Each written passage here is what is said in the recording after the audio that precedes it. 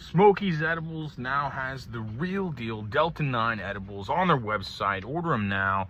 Smokies.com. That's SMOKIEZ.com.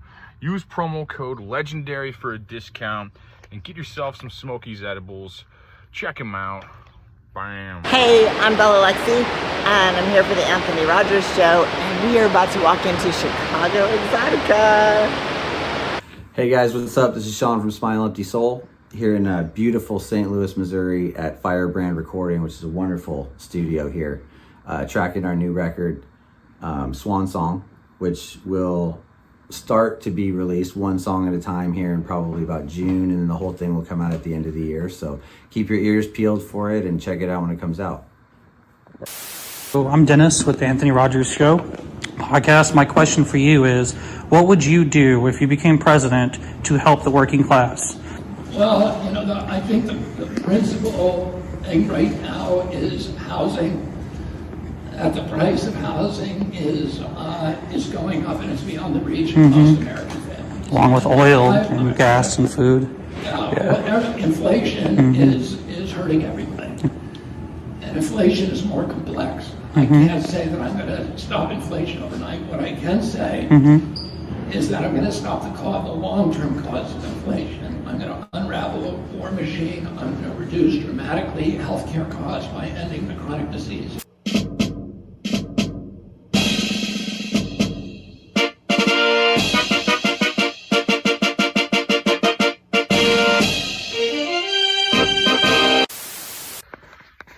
Hey, it's your favorite comedian, Anthony Rogers, live in his tour bus, yeah. But also, you need to get a beard like this. People have been talking. They said your shit looks whack. It looks weird. They can't tell your pronouns. You need to get a beard like this right now. And the only way to do that is by using Luxurious Bastard Beard Oil. Great smell, great function, great everything. Just get this. And there's directions on how to use it if you know how to read. But use the link in the description. Go to the website. Use promo code LEGENDARY. Get a discount. Do it. Thank you. Bam. Welcome back to your favorite podcast. My name is Anthony Rogers. How are you doing? Hey, hello. Hold on, let me turn my volume up.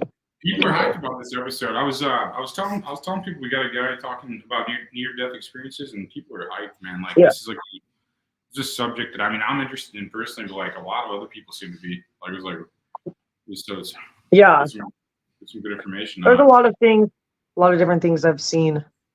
There's a lot of like synchronistic like similarities to a lot of the stories that I've heard about or read about, for sure. Yeah, they all seem to do it. And so yeah, okay. This is AJ Parr. He said he has actually had a near-death experience, and then also like I believe he does lucid dream stuff too. I'll ask more questions. I try to ask on here some more. So, what are you doing, AJ? How's it going? Hi. Hey. Good, well, man. yeah, I want to say that I had a near-death-like experience because I could not actually prove that I died. I apparently stopped breathing during the night. I was asleep, and all of a sudden I thought I had woken up, but it was pitch dark. You know, when you wake up in the middle of the night, your room, you can barely see something. You can more or less tell that you're in your room, but in this time, everything was pitch dark. So I raised my hands. I tried to see my hands, and I could not. Oh, so I said, all of a sudden, I realized I was not at home. Yeah. And it was so dark that I suddenly feared that there could be something threatening in the darkness. More or less like when you're a little kid and you have to go into a dark room, you imagine things, you know? Sure. So if it's possible, you may end up imagining it. Yeah, So right. I imagined that there was someone, and this happened 3 nights in a row. Did you feel like an energy? Was it an energy and you just couldn't really like prove that there was something there, or? No, the first time I felt, I basically imagined it and I felt scared. The second time, it happened the same. But the third time, I did manage to prove that there was something there. Oh, You see? wow. So Yeah. I was there in the total darkness, and I got really scared. You know, when you're scared, you feel something empty in your chest, right? Like an emptiness. Yeah. Yeah. So I was really scared, and all of a sudden I heard a voice that said, this was in Spanish, tranquilo, it's more or less like relax, surrender. We are all one. Oh, So interesting. I realized that that person that was talking, although it was not my voice, is if all was one, which is something that I really was convinced about. I decided to trust and say, okay, let's see what happens. So I relaxed, and the emptiness in my chest, instead of dissipating, it started growing. And it was just like I said to myself, if I'm not more scared, why do I feel this growing? And then I suddenly realized that it's the same sensation you feel when you're falling, you Mm. know, or when you're in a car and you go over a bump. Yeah. Yeah. Okay, so that continued, and I said, okay, it's not fear. What is it? And it Mm. grew, it grew, it grew, it grew, it grew larger than myself, larger than my house, larger than the world, and all of a sudden it exploded. And appeared in the middle of the light. This was like Wow. being in the middle of a star. I could see up, down, to the right, to the left, in all directions at the same time. I Wow. could, if I could not think. I didn't remember being human or anything. I was just there, and it was Just like so. floating consciousness almost. Yeah. It was, excuse me. Like floating consciousness. Like your consciousness was just like floating in space or floating in a star, Yeah, basically, right? okay. It was like floating consciousness, but since I could see up and down at the same time, to right and left, there was no body. I had no. There was, when you look down, the first thing you see is your body. But when Yeah. I looked down, I didn't see any body. I saw the light, and the light extended infinitely in all directions. So I was in another dimension. Oh, right. That, Right. that's what Wow. that's what I figured later. It was another dimension in which I could see in all directions at the same time, and it extended infinitely. And I felt like I was all. What the voice said, all is one. Okay, I experienced that I was all, and that I was one. So Mm, all of a that's sudden, crazy. I appeared back in my bed, and I said, "Wow, what just happened?" I couldn't even Yeah. understand it, but I looked around, and I still felt that all was one. I still felt connected with everything, and I said, "Wow, this is amazing." So I got up and put my hand against the wall. I could feel that I was the hand pressing against the wall, but I could also feel that I was the wall pressing back. This was like double. Oh, whoa. Yeah. It wasn't on psychedelics, but it was way stronger than any trip you could have. Yeah. This was totally a new experience for me, and after I did that, I in 2 or 3 days this diminished, and I didn't know what happened, so I started studying different religions. I joined the Buddhists, the Gnostics. I had already explored different religions. I had been a Freemason. I had been exploring Hinduism, but Yeah. I started asking people, look, when have you experienced this? And no one said, yes, I have experienced the same. And I asked them, what is this, a samadhi or nirvana? What is it? And I couldn't find anyone who had that same experience. Wow. So many years after, I met a journalist. I'm a journalist, so I met another journalist. She was a female from Spain, and she had a near-death experience. One day we were talking, and I knew about her experience, and when I told her about my experience, she said, "Wait a minute, I was in that same dark place. They call it the void, near-death experiencers." And Whoa. I was also in the light, and I had what they call 360-degree vision. Wow. Wow, what is this? I had never studied. You know, I saw the movie Life After Life many years ago, but I didn't pay attention to near-death experiences. So when Right. she told me that, I decided to, since I'm a journalist and I like to investigate, I decided to start interviewing near-death experiencers. Nice. So I've interviewed around 100 so far, and I have found what you were mentioning. I don't know your name, the girl. I'm Nikki. This is Tony. Okay, Nikki. I think it was Nikki was mentioning that there were some common elements, or I don't know if it was Tommy. Right, right. There are some commonalities. So that's what I found. It was amazing because I started interviewing people, and some people said, "Look, I had that 360-degree vision," and many people said the same. Another thing that they mentioned, there are different elements. Yeah. You want to ask something? No, I was just saying, yeah, keep going. Yeah, and one of the most amazing is what they call the life review.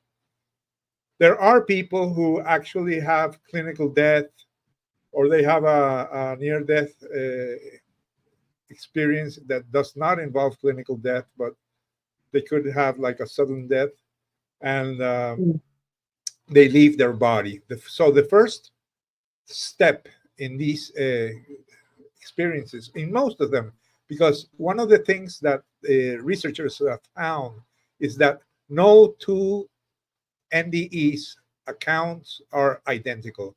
There are no two experiences exactly alike. There are people who have had 3 near-death experiences, and they are each different. Interesting. Just like a dream, if you dream with Buddha 3 times, each time you will see him differently. You know, in dreams, people change the faces. It's really hard to have to repeat those characters. Well, in NDEs, it's more or less the same. No two NDEs are identical. Then, although they are different, they have common elements. So the first one to study this was Dr. Raymond Moody. He was the first one to announce it, and he coined the term near-death experiences in 1975. And he made a list of the common factors. For example, seeing a dark tunnel. A lot of people, first, they leave their body.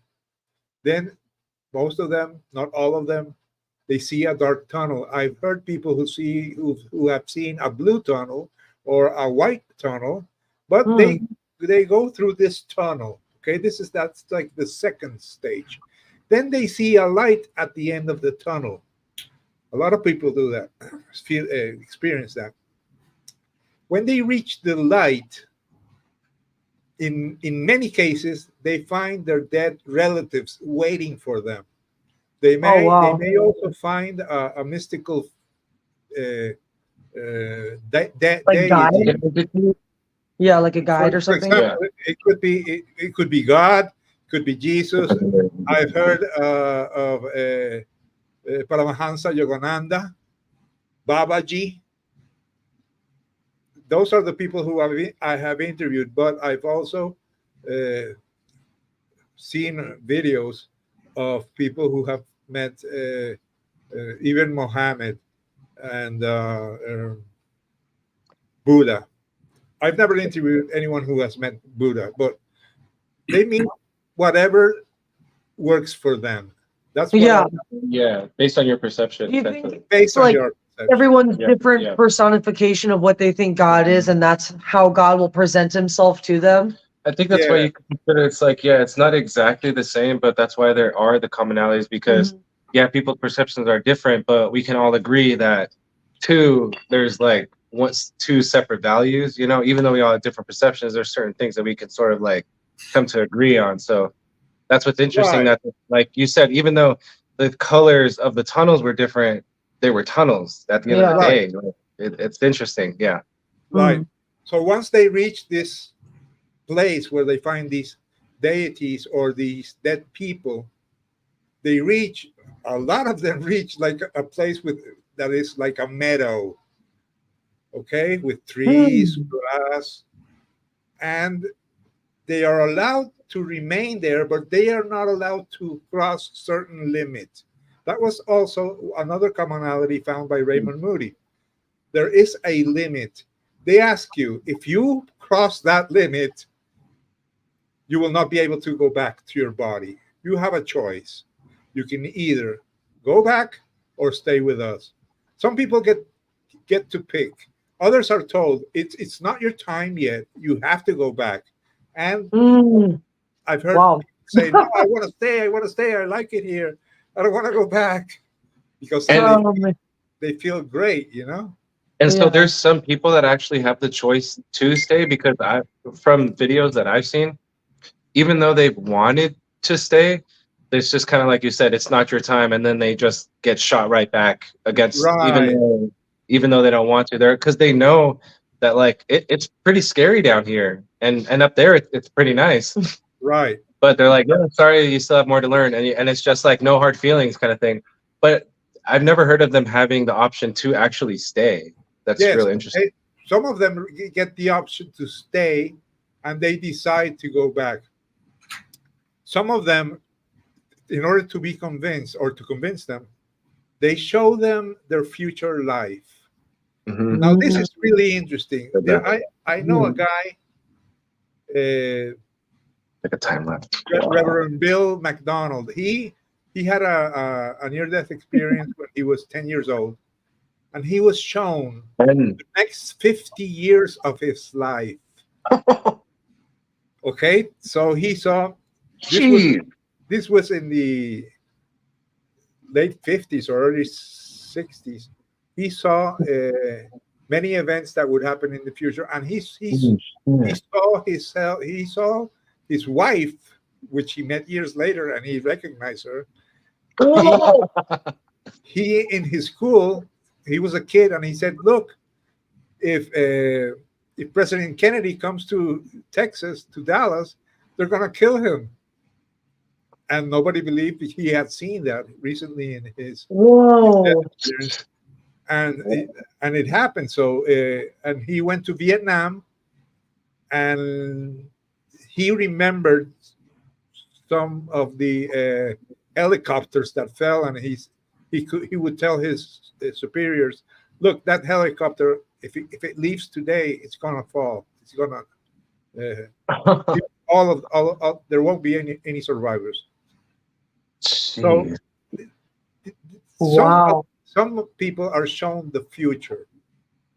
Some of them are told, for example, Reverend Norma Edwards, she wanted to stay, and they said, "No, you have to go back and tell the world that death is not the end."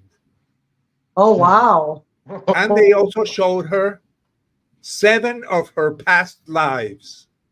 Oh, so, whoa. I've heard of that too. Whoa. Yeah, so and you can kind of like pick, like, oh, I want to see like this life or whatever, or like this life, and it's like in a hall, and they can kind of see it, like, or that's what I've heard from. Well, sometimes they see it like a monitor, or like a movie, or other people say that they see it all at the same time because there is no time. And like, well, I've heard of DMT trips being very similar to that, which is really weird. That's why I got so interested to it, because I did more research on the DMT trips first. There was commonalities there, the entities, the getting astral projected, but then to have the same very similar recountings, because the videos that I watched weren't connected whatsoever, but I was observing that I was like, these are way too similar. What the hell is going on here? There's got to be something going on here. Right. There is. However, just like DMT, no two trips are exactly the same. You know? Right. Exactly. Yeah. That's something that it happens with all psychedelics. You know, you can take ayahuasca today and take it tomorrow, and it will be a completely different experience. Don't you produce DMT in your mind when you're dying? Yes, yes. People produce DMT when they're dying. However, DMT, more than creating a hallucination, puts you in contact with that spiritual dimension. That's why people take ayahuasca. And right. it also works with LSD and magic mushrooms and all that. The hallucination is not something totally imaginary. No. Right. You are in contact with that spiritual dimension. Yeah, definitely. However, the spiritual dimension, since it's in another dimension, each one interprets it in its own way. I mean, it's because we got to try to talk about it in 3D when it's like 4 or 5. Right. So you can only talk about so much information, and makes sense. Right. Not only that, but your eyes are not. You don't see with the 360 vision. Yeah. So they have. It's like having a different type of perception. So going back to these commonalities, when people are given the choice to come back, some of them I've heard, if they have cancer, they come back and they are healed.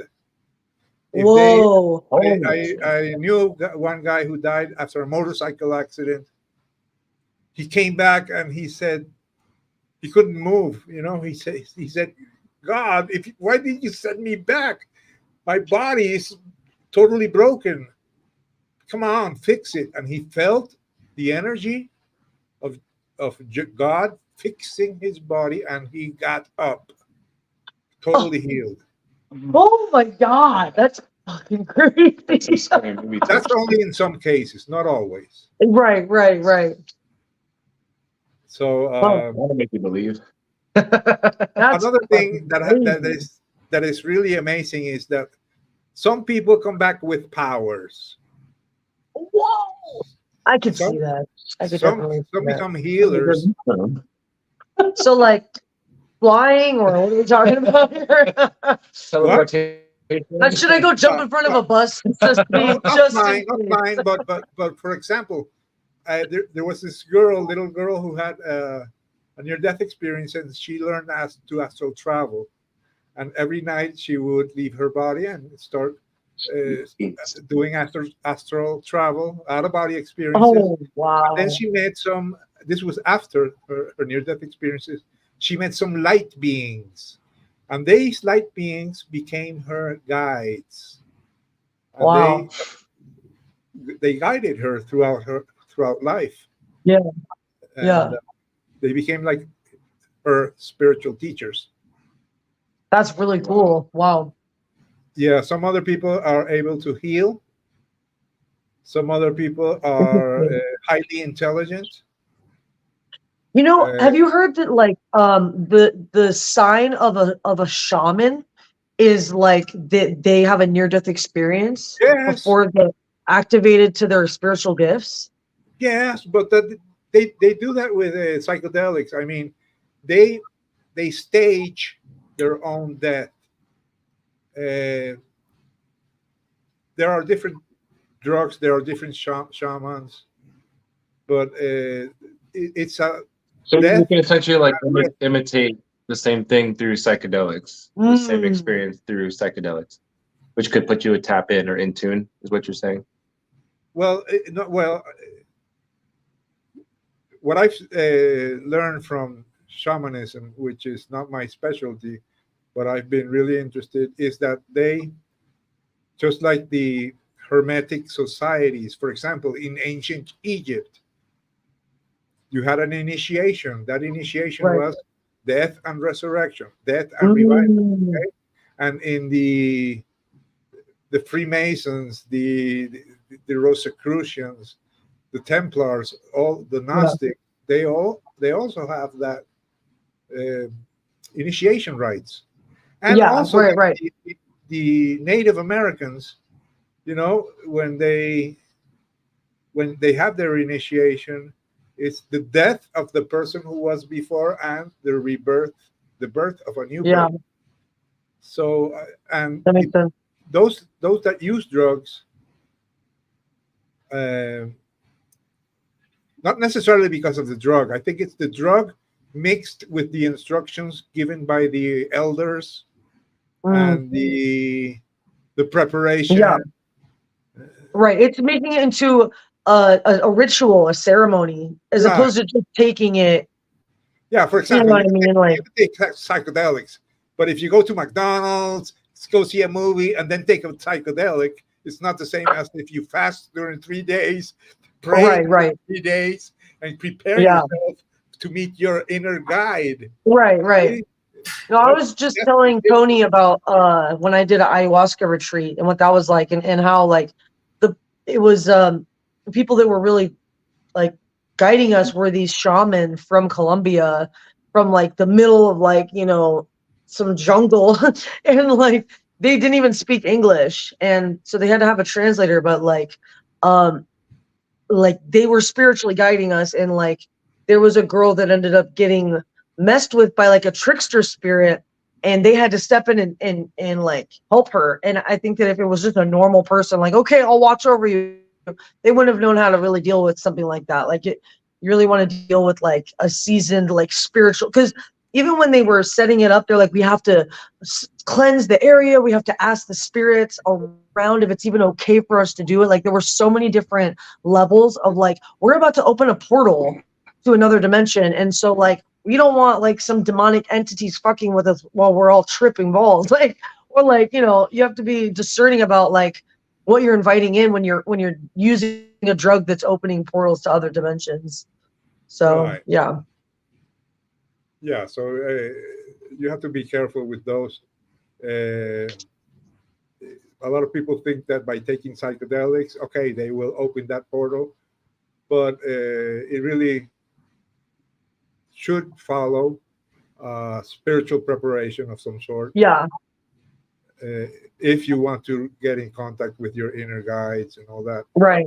I've never heard. Having a teacher makes a huge difference too, because I know like a lot of people that try to kind of do their own like spiritual knowledge on their own, and like I've found that so much value in working with teachers, and like I've worked with multiple spiritual teachers and magicians and stuff, and it's like if you don't know what you're doing, you're like tapping into this stuff, like it could be really dangerous. Right. Yeah, you can go nuts. I don't recommend taking psychedelics. If you want to have a near-death experience, I've never heard of anyone who has taken a psychedelics and had a near-death experience. This is something that you cannot provoke unless you die, or more or less die. I've heard of people who tried to commit suicide, and they have had near-death experiences, and they have been returned. I know two. Wow. Yeah. Wow. That's wild. I mean, yeah, you hear about that. Yeah. People try and they fail. So. But the universe was like, not today. Yeah. That happened to my mom when she was in the hospital. Like 2 years ago, she like saw her body like outside of her. Like she saw like a bunch of stuff around her outside of her body. And I think people can experience that through dreams sometimes too. I think like you're saying that one girl. I think you mentioned earlier. This girl figured out how to do that through her dreams or whatever. Project through like dimensions and stuff. I think people could probably do that. I don't know. I want to. I'm just like dumb. I just like hearing you guys talk about it. Like, but I mean, to be honest. But I'm just saying I don't know. I've never experienced it or anything. No? I'm just like a fan. People in dreams. Some people do involuntary out-of-body travel. Others learn how to do it, but they are not a near-death experience. What I have seen, though, people who are about to die, this is something really incredible. There are reports, I've never experienced it. For example, an old man is going to die. and all of a sudden he says, "Hey, you're here," and it's his father who died 50 years ago. Right. Yeah, Or her young brother, his He's young already brother that tapping into the other. Yeah, Yes, they yeah, start I've seen seeing that dead, too, actually. they start seeing dead relatives. Hospice Right, nurses. right. These hospice nurses talk about podcasts. Right, the hospice. Yeah, They talk totally. about- So that happened to my grandma when she was in hospice, and yes? not just that, but like as a psychic, I could feel I could like feel a bunch of family members around her, like I don't know, Okay. it was weird. Like I could just feel like there was a crowd of people. Like That's something it was bizarre because obviously there's no one in there, but like it felt like Yeah, there was a bunch of people. there. if you add that evidence with near-death experiences, there seems to be something in common. There's also another phenomenon called shared death experience.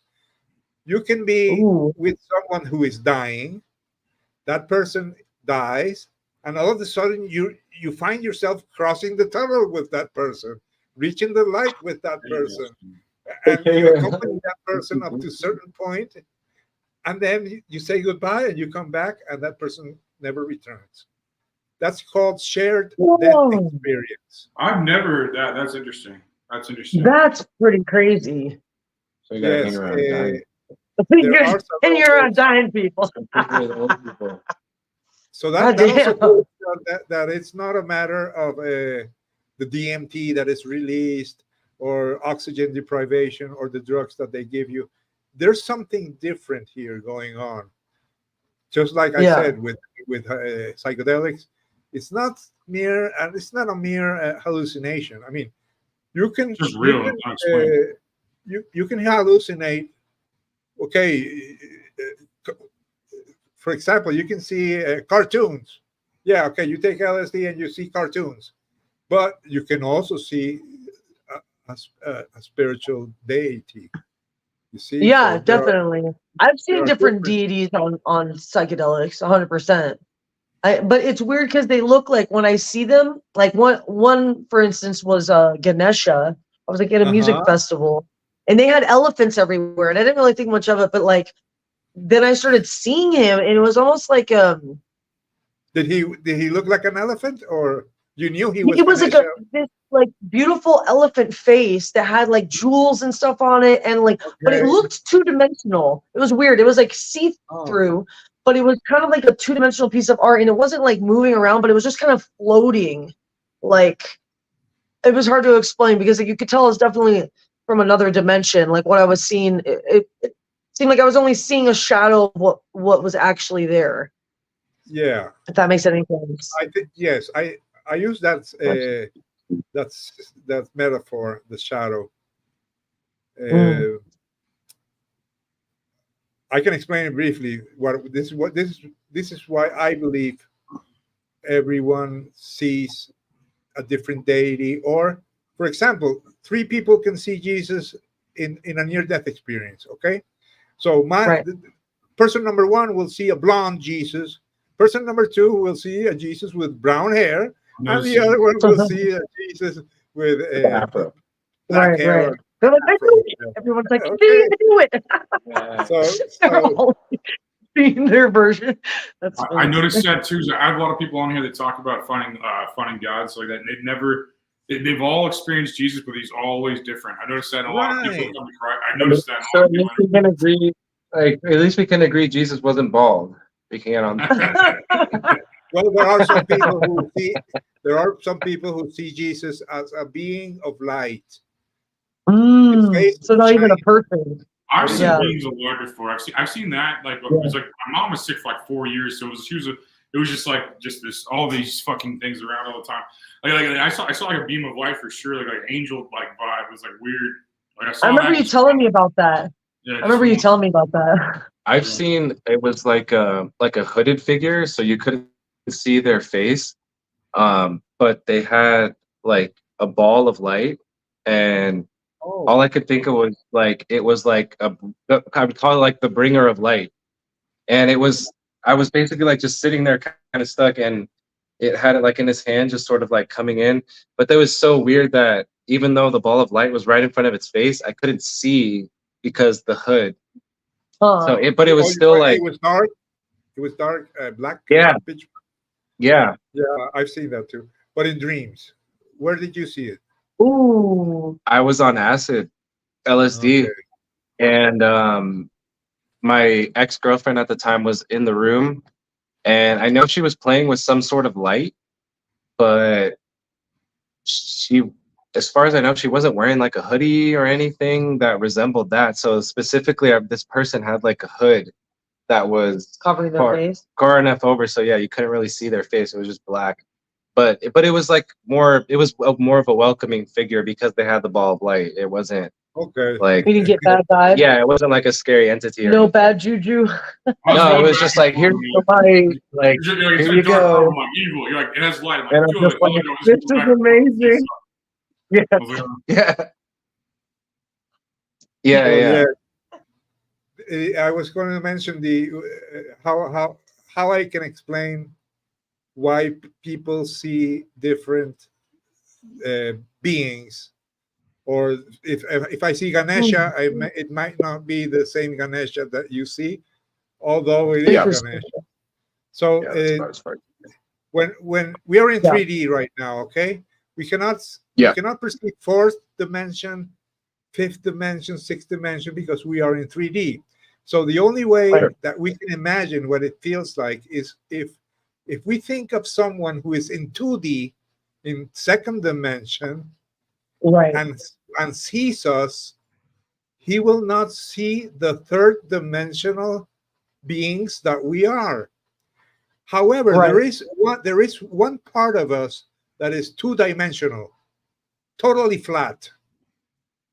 Our shadow.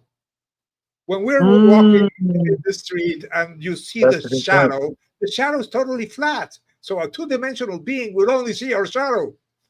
Therefore, when we see a being from the fourth, fifth, or a higher dimension, we only see their We're shadow. seeing their shadow. Like a shadow. We're Yes. seeing their shadow. Got We're it. seeing their shadow, but not necessarily their dark shadow. No, it's not that Right. painting, not shadow work and all that. No. Right. So No, I it's see what you're saying. A interesting. two-dimensional, So a it's smaller like- dimensional because version. the variable is time in a sense.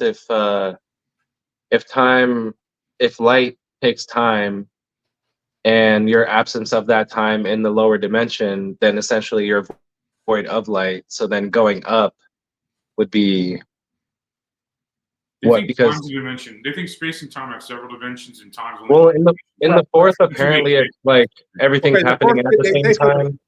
They say the fourth is time, but they also say these beings are in the fifth dimension and higher. Mm. So Gotcha. well, It's just like inconceivable. It's tough to, yeah. well, it could be what I experienced, that you could see up and down, the right to the left, everything at the same Yeah, time. that makes sense. Sure. Yeah. It's Something just one like of those things that. no one fucking knows. Like, it's just like one of those things. We all have experiences and shit and stuff where I was like, No, it's like this. Jesus the was thing is, born, okay? There are higher God dimensions. damn The conclusion, the final conclusion for me, there are higher dimensions. Death is Sure. not the end. I think Right. that too. People who die Yeah, I apparently agree. survive and communicate with either people who have had near-death experience or people who are dying, or mediums. Yeah. Yeah. No, Or maybe- I sense spirits all the time. I sense spirits Okay. all the time. It's weird. Sometimes, well, I've had to learn how to put better boundaries up, because before, when it first started happening, like, there would just be spirits all, like, just everywhere. and it was like spirits I didn't know and shit, like, so, but now I really only like communicate with just like my past loved ones and stuff. Or like, there's something called Italian folk magic, where you can work with different saints and like ask them to help, like, with an issue, or like bring peace and love or something like that. Instead of like going to a deity, you're going to like a human person that was a saint, and you work with them in your spiritual practices. And so I've done that too. So, yeah. Great. Well, recently I published a new book.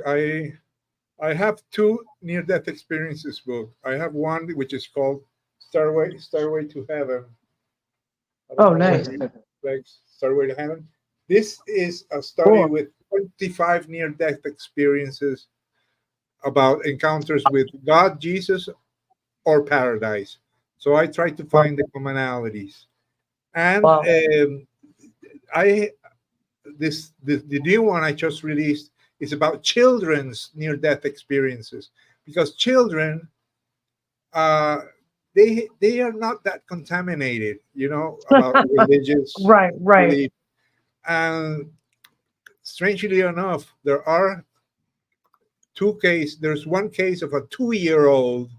This girl, she drowned, and she had an out-of-body experience. She was she was in the light, and when she came back, she's the one that started having astral travels every night.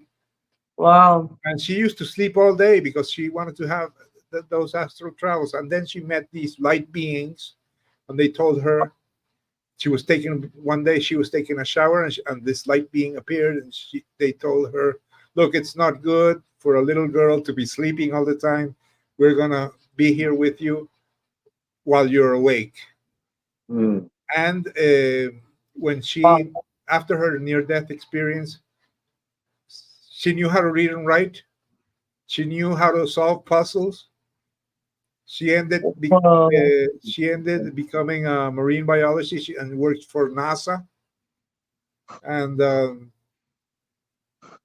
she is still in contact. She's still in contact with these light beings. When she has asked them, "Who are you? Are you the ascended masters? You can call us whatever you want. We have no name." Whoa. They are from. So they're just like part of the all. It's like just Yes. beings that are part of the all, essentially, or like, I guess almost like angels. But because I heard even we were talking about like the Bible and angels and shit yesterday, and it's like real angels don't tell you their name, or like they don't like to be called anything because they work as a servant of God, so they don't want to be identified as almost a separate entity in a sense. They're not like individual. Yeah. Right.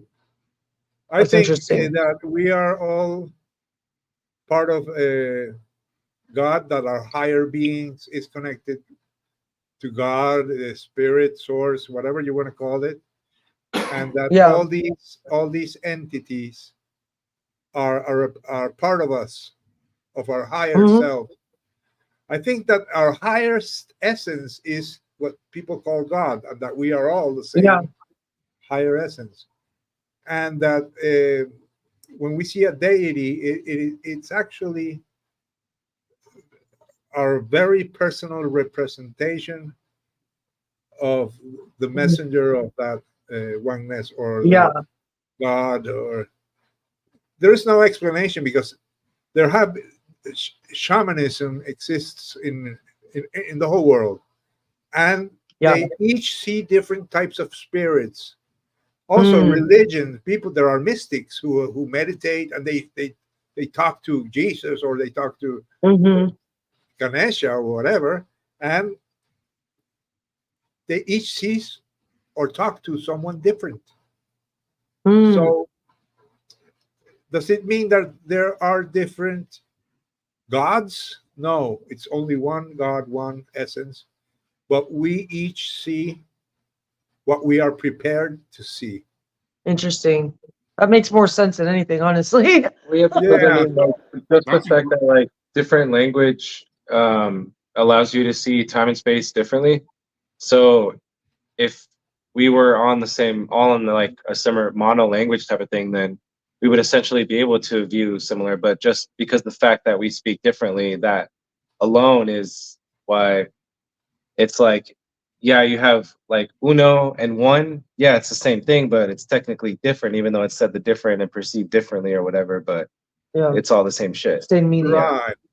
There's also another thing that I've thought about is that, okay, people say they see Jesus, but how did they describe Jesus? Well, this loving being, he's full of light, he's full of wisdom. What happened with people who were born 3,000 years ago, before Jesus was born.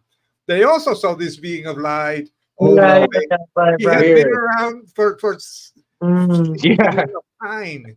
Yeah. Yeah, right. So they call him Jesus, but his name is not Jesus. Right. Yeah. Yeah. These beings that live in this other dimension, they have been around before the human beings appeared. Right. 100%. Yeah, for sure. Do you think some of your spirit guides could be your future self from a higher dimension, or like a past life version of yourself? Well, not a past life. I think it's more like a future life. Okay. I also think that the future life of everyone in the end is that the singularity type of thing, like back to the one. Like, yeah, we're back. I believe in that too. I think so too. I mean, like phenomena of different species. And so like you'll have one species on one side of the world learning a certain behavior, and another species that doesn't have contact with it. Right. We'll have the same idea. Same with ideas. Same thing with ideas too. There's no other. I mean, I can't think of any other explanation. It's like a hive consciousness, the Christ consciousness. How can you say that's not connected? Yeah. It's kind of, yeah. I don't know. Kind of hard to deny. Quantum entanglement. It's like, yeah, if the thing is the same, if things are like made the same or together, that they're connected. Like, well, it just depends on. It could be to one or the other, depending on the observer. Well, if what they say about the Big Bang is true, then we were all entangled at once. Yeah, right. We're all entangled. Exactly. We're all entangled, and we are basically the same. Right. We were originated from the same spark. Right. I think it's the light of our soul. Like we're just like rotting vessels. I mean, I think it's our light. I mean, that's what we have in common. The rest of it's just bullshit. This is all some rhyme avatar thing. Yeah, right. What do I think? But dude, someone was asking, did anybody that you've interviewed have they seen hell? I think it's that's a good question. Been in hell? Yeah, someone was asking. Yes. I interviewed this woman, Kathy McDaniel. She was in hell. She says she was in coma for 2 or 3 weeks. But she said that when she came back, she was several years in hell. And so she was like, time felt longer. Yeah, time felt longer, but she managed to get out of hell in the end of her experience. You see, when she was in hell, there were these devils, these demons that made her do terrible things like clean up an abortion clinic or cut some plants that would regrow eternally. So she would be, doing these odd jobs. And in the end, she remembered God. All those years, she had forgotten about God. She never thought about God, and she never asked God to help. So the day she remembered Jesus, she went to heaven. And she found there an old boyfriend who had died, and he greeted her, and he told her it was her time to go back. Oh, wow. Her conclusion when she came back is that the Bible says that the Bible says that you could do like I've heard most of the people in hell denied Christ and God. Like in the Bible it says that they're like they've been there for even in Dante's Inferno. I think also like the deepest parts of hell are people that refuse to just apologize. Just like they're doing it to themselves, essentially. They're denying their repentance. Yeah. Okay, so her conclusion once she came back is that we all create our own hell. Right. Yeah, exactly. So it's like you're creating your. Wow, that's pretty. I could see that. That makes more sense than like a God being like, you know what? Like, I'm gonna fucking torture everyone. Didn't do what I said. God cannot create someone and condemn that someone to hell eternally, because what's the sense? Why would you give birth to someone and then have him spend eternity in hell as a punishment? That is not, true God cannot do that. Yeah, Those are I agree. fiction. That's the word for fiction. Right. Yeah, no, I think you're right. That's interesting. Well, it's kind of like on Earth, you create your own heaven and hell here on Earth. Like, you could either be miserable and be on drugs or steal and do terrible things to get by, or you could be like a good person and try to help people and like be able to sleep at night and live with yourself, Right. You can be happy. So that's the point. You can be happy. You can have good and bad days because that's normal. Yeah. But you can be happy. And another thing that's good that I learned from near-death experiences is that you don't have to fear death that much because death is not the end. So we're all going to die sooner or later, but don't see it as something terrible. Mm. Yeah, see it as you will evolve. Right. Yeah, it's a next step. Everybody went through. You become enlightened and almost initiated into a new dimension. Right. It's an initiation, but the better you prepare yourself, the higher you will get, Yeah. And also another thing that they suggest or they mention a lot is that you will not stay in heaven forever. You will reincarnate. You will come back and re-experience life many lifetimes. Yeah, probably in other fucking planets and other dimensions too, I would imagine. Of course, yes. Yeah. And in each life you have like lessons to learn. Yeah, that makes sense. So reincarnation is another conclusion or another lesson that you can take from near-death experiences. I guess my whole question is see their past lives. Like why then, if we have the advent of AI, supercomputers, things that can just learn at such ridiculous speeds, why is it necessary for this relatively slow way of learning, essentially, when you have these other things that are just amazing? I mean, we know that the human brain can process quite a bit. So it doesn't, I don't know. I mean, it's on your soul. why? It's your soul, like learning. You know what I mean? Like technology is just a tool of man, and like man's just a tool of the soul. It's like that's argued. I just think basically it's just like, I mean, it's just like your soul's supposed to experience all these things like that. You know what I mean? To learn. That's my perspective. I don't fucking know. But I'm saying that's we don't take computers into the next life. It's really, you only take the things you've learned on a soul level. Yeah. To that next dimension. But it almost begs the question, like, if we're able to understand and go through even this type of experience, then it's almost capable of doing those types of things. Of tapping into being able to learn at those types of speeds. I mean, like, talk about going to other learning soul lessons on an AI speed. Essentially, I don't know if I want that. I mean, we will evolve. Humanity will evolve, and I'm sure that like you said, learning 50 years in a couple hours. This is how I see it. In 100 years, we will have chips incorporated in our brains, and we will have that intelligence. We will be AI. Right. So so then I guess it would beg that question. I mean, like, what's the point of spending all this time when you could do it in whatever we say about the future is basically false, because we are speculating, so it's really hard. It's really hard to be able to predict what's going to happen. Just like people before the cell phone was invented, nobody spoke about the cell phone, and AI 20 years ago, nobody really knew that what AI was, or ChatGPT. These are things that when they appear, they simply surprise everyone. So predicting the future. We're still dreaming it up.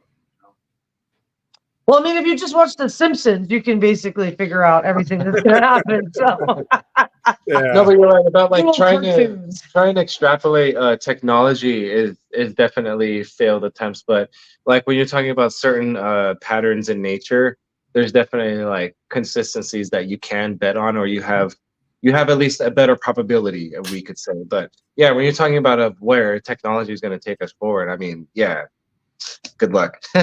we may even end up being the species that gave birth to the real species that will. There you be go. Exactly. Yeah. You know? We're just ants here. Yeah, we can be like the Cro-Magnon, or the Neanderthals.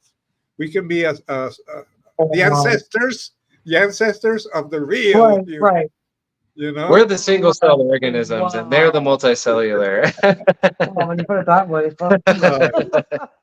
No, yeah, like that whole at the end of Men in Black, when our solar system is just like a marble for these greater beings, essentially. That was great. Yeah. I read this I heard this one theory. I don't know if I read it or saw it and whatever, but it was like talking about how we're all like pieces of God or something, and then how we have to experience every life on Earth or something to learn a lesson. Which I thought was interesting. Obviously, I don't know if that's fucking real, but it sounded like interesting. We experience every single life, so like the way we encounter everybody else, we're really just treating ourselves that way, like just like this kind of concept like that. Yeah, I think it's interesting. And then holy crap! And then on that theory, if the population keeps increasing, then it's going to take that much longer to experience that many more lives as time. Well, good thing COVID happened. That's a couple bullets. There's also the theory of the Matrix. They say that this is all an illusion. It's all a computer game, and that we are not really here. I definitely I mean, I kind of believe that too. I definitely think it's like God's simulation for sure. Because like I think it's like a God simulation. Yeah. God experiencing himself. Like it's like a computer, because it's like as far as we can think right now. Like it's kind of like a fucking computer video game. This is where we're at as a culture. So much more complicated than that. We said it was all machines in the 1800s, but like all machines and all. Sims, bro. Yeah, you know, but it's just like we have no fucking clue. We're trying to figure it out. And like I think it's definitely fake. I mean, not fake, but like. Definitely a simulation. I mean, I definitely feel like I remember. It's not fake, but it's just not real. Yeah. Whatever the fuck that means. Like. Yeah, no, it's like it's real in a lot of ways when you're here, but like when you're not here, it's not real. You know, it's just like right. It feels real while you're here. You know, it's like a ride. It's like a ride. You know, you're just like on this ride. You're like, oh, okay. It's like a toxic relationship. It seemed real in the moment. Like you almost have to die just to tap in. You almost have to die just to get a little bit of that information. I bet there's a lot of ways. I think the hypnosis is one of them. Like that's like you like the doors can't or these. I forgot who wrote this book. I'm sure you're familiar with this, AJ. If it's in your field, it's like that book where the PhD guy like hypnotizes all these people and like they talk about their lives and stuff, like life after something. I forgot what it's called. You know what I'm talking about? The fuck's that book? I forgot. Different souls, different masters.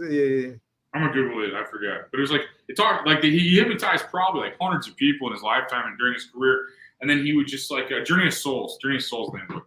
And he would, I remember that coming up before. He'd interview like all these people, and they'd all say the same thing. They remember dying. Michael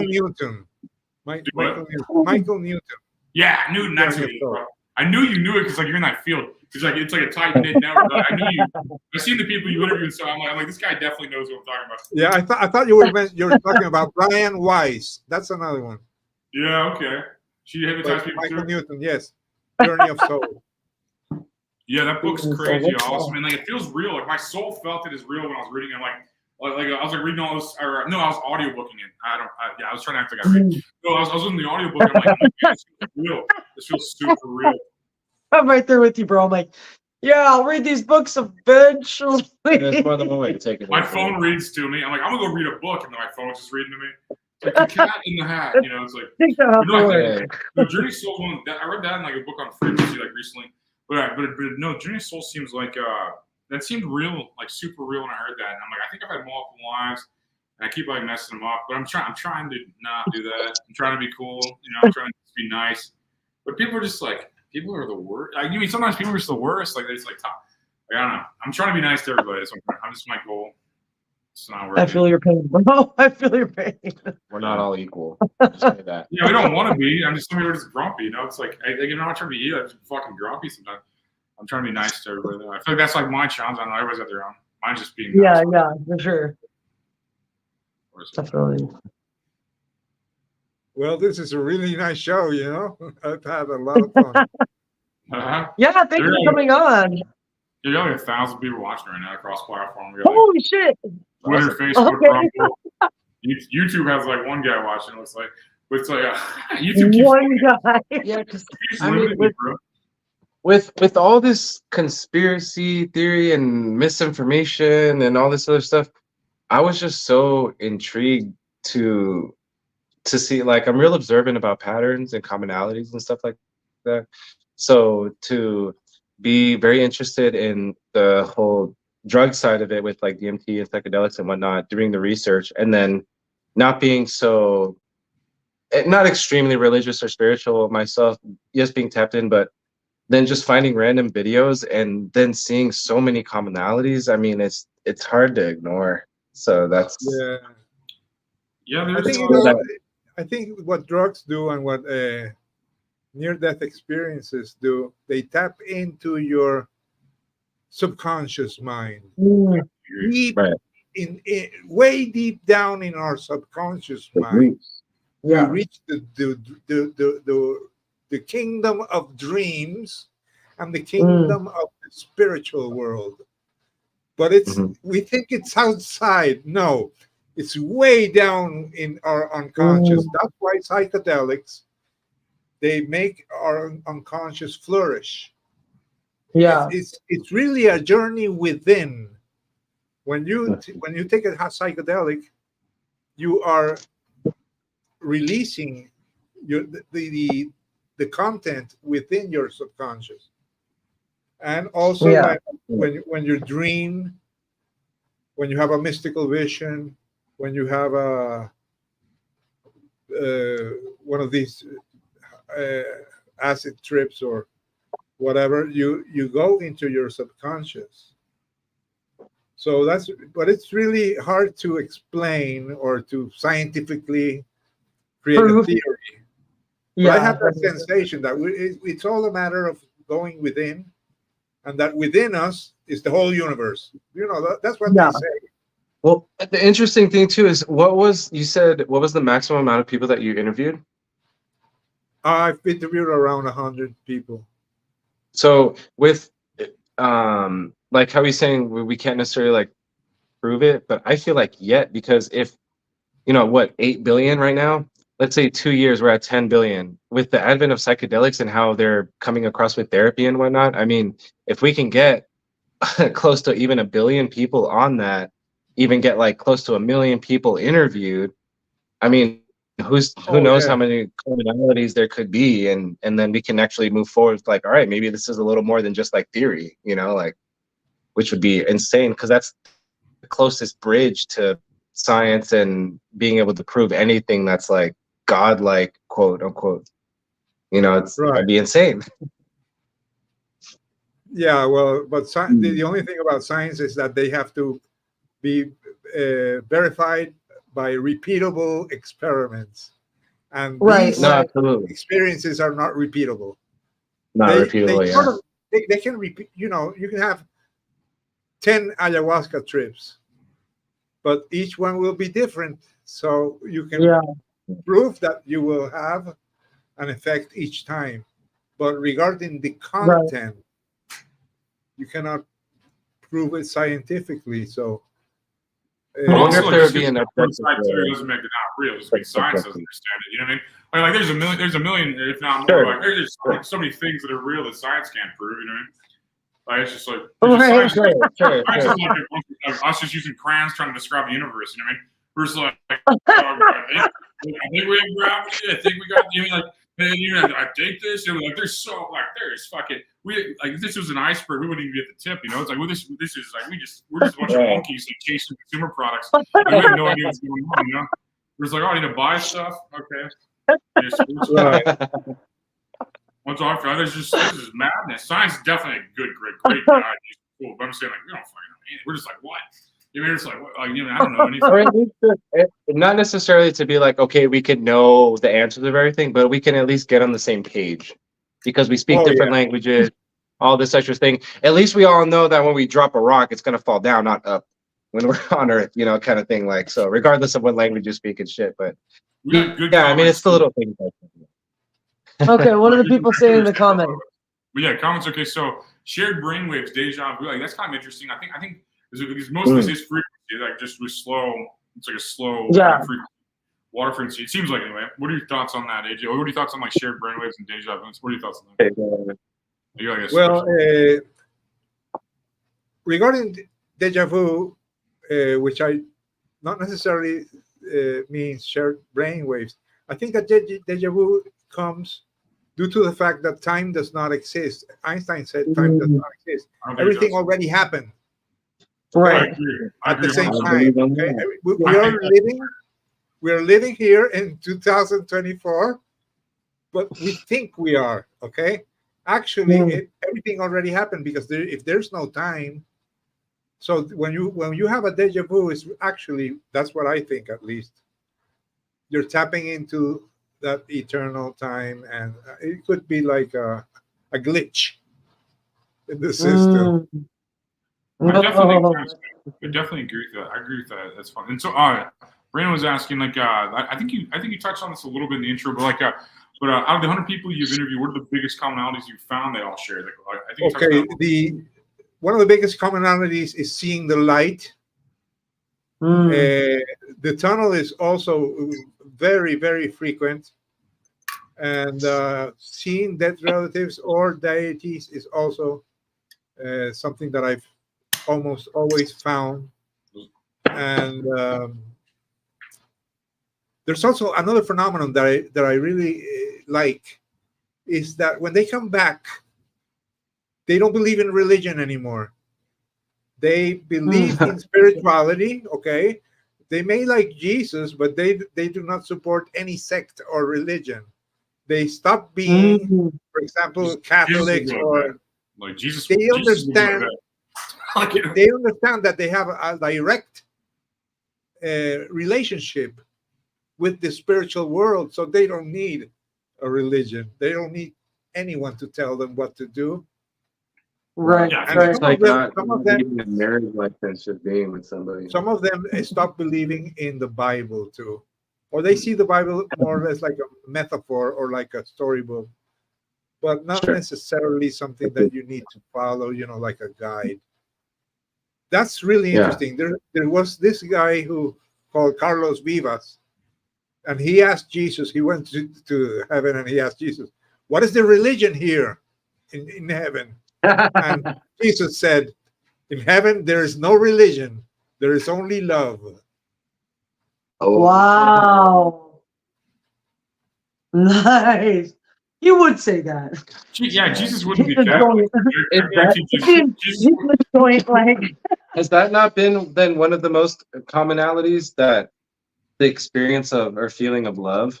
Like God is love? The experience of love, yes. This light that they experience is often experienced as love, as peace, as wisdom, as bliss. I experienced that same light.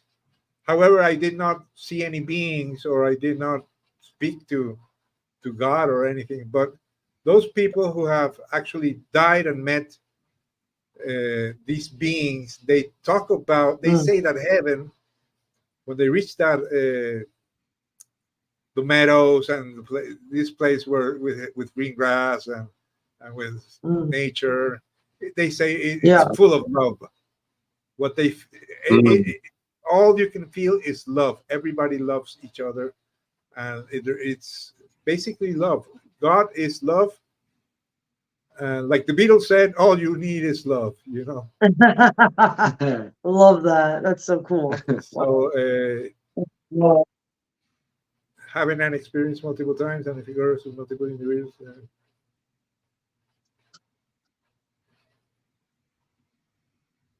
That's it. Why is more on people make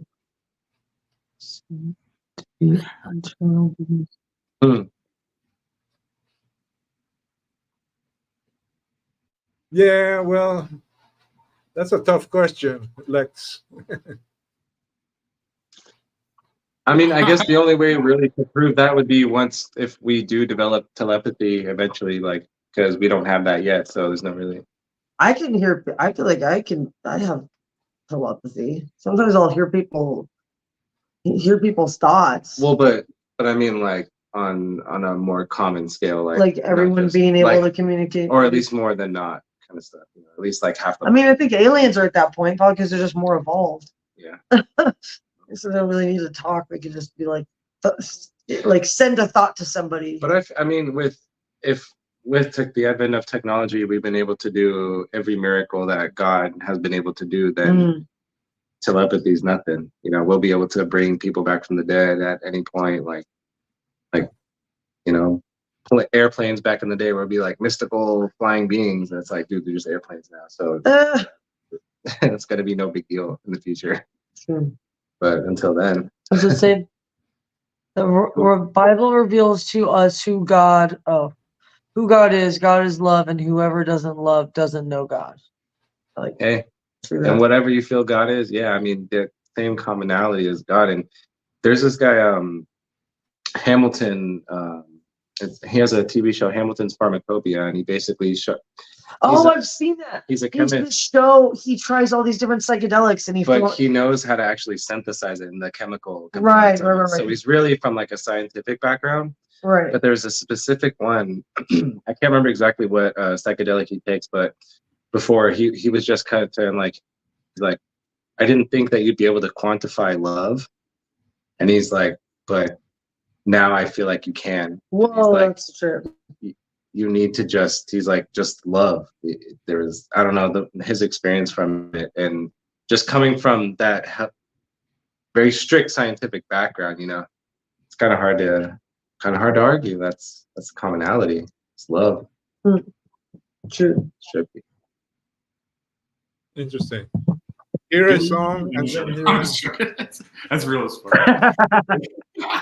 I'm just talking. No, it's real as fuck. Yeah, I agree. I think it's the highest consciousness is for sure love. I think art and authenticity in love. I think so. Right. Yeah. How did it say, Gabe? It made me laugh. But yeah, we have people coming out. So I want to know what love is. I want you to show me. Song. You cannot show anyone love. You can love other people, but you cannot show freedom. You cannot show joy. You cannot show love. These are abstract terms. Nobody can show life. How do you feel about people who have been born and remember past Pick one, life. Okay, how do you feel about people who have been born and remember past lives of being someone famous or from a war?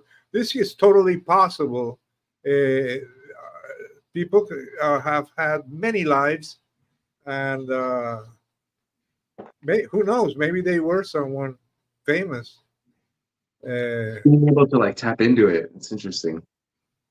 Yeah, I've never had that experience. I've never remembered any significant past life, or I've had past life regressions. But these are more or less imaginary. You more or less, have to imagine. But it's not like it's not something that I can trust blindly. Yeah. I've only experienced like little flashes of memories, but nothing like enough for me to really know what the fuck's going on. Like I just remember being in different, I remember being in Egypt. Oh. And like just having memories of kind of like what like certain parts of it looked like with like people walking, but I don't know what I was doing, or like it's weird. So like I've done a couple past life regressions, and like while we were doing them, I was getting flashbacks of memories from different.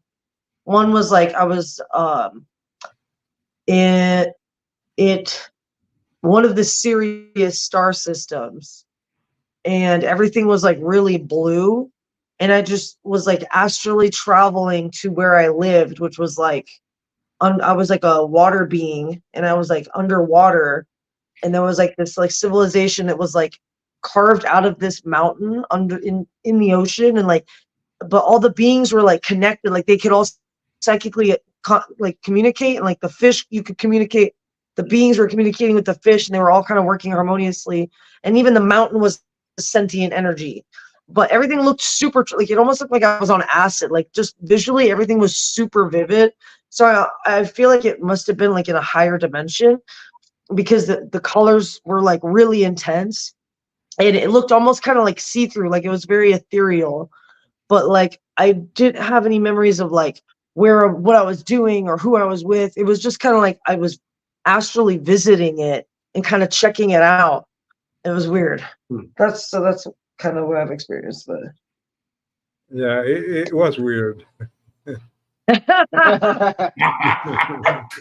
Bro. I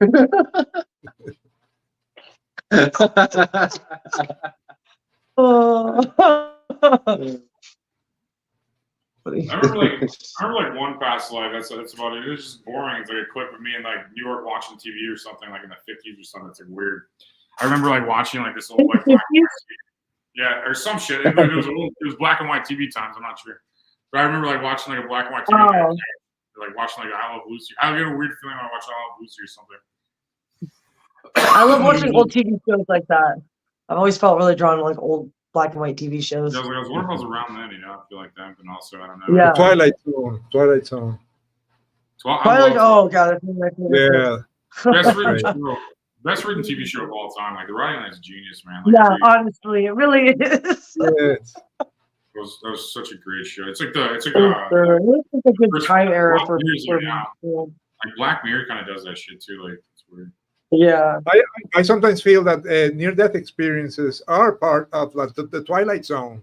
You know, these are stories like UFOs, also past lives. Yeah. These are part of the Twilight Zone. It's a good way to put it. I like that. Yeah, that's why so many people feel drawn to it. You know, there's something about death or these unsolved mysteries that attract people. You know, these are. I call it the Twilight Zone. I think it's most like video entertainment. Most video entertainment's like the false promise of sex and the fear of death. Like that's most entertainment. It's just like that's like what it seems like. I think it's what keeps it going in film exclusively though. You know, like music's a little different. But I think in film it's like false promise of sex and fear of death. Like every time, those are like the biggest ones. Yeah, it's like no matter how curious we get about anything, we can always like one up it. But yeah, death is one of those few things where you there's a limit. That's the limit. What you can't one up it. So we're like, what the fuck is that? Yeah, that's probably what draws me so much to it. I mean, we've mapped the whole Earth, you know, pretty much, not the whole Earth, or at least all land mostly. Yeah, I know we're still finding random stuff here and there, but you know, just even Tony Hawk's 900. It was like the first time anyone's ever done that, and now it's like kids are doing that in their backyard. It's always like everything can be one upped, right? But yeah, that's one of the few things like trippy. It's a great point. Yeah, it's like the last thing you do here, you know. Like always making more money, always like inventing. You can't die again, or you can't die better next time. I'll die better next time. I'll make it more. It'll be more entertaining and exciting. I'll have fireworks and shit. It'll be great. Yeah. So do you just like, and that's how what my always question is. So then, how does the population keep increasing? How are new souls created if from other dimensions, other realms? There's other souls. It's not just the souls. They say that they come from what I've read, from different planets and different galaxies. And right. Different, and we wait forever. So there's just more that come than go. Yeah, more tourists are coming. Yeah, we're leaving. That's great. So living must be pretty swell then. No, versus the other planets are being destroyed. You know, after so many billion years, they are. Yeah.